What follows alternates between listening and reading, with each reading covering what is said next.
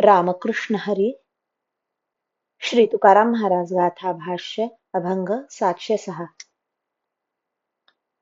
आम्हा पाशी याचे बळ, कोण काळवरी तो. धरुनी ठेलो जीवेसाठी, होय भेटी तोवरी.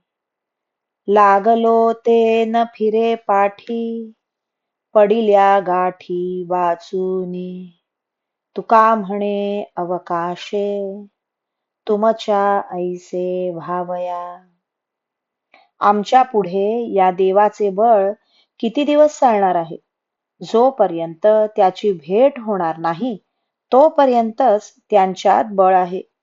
भेट होताच आम्ही जीव अर्पण करून त्याला हृदयात धरून ठेवू.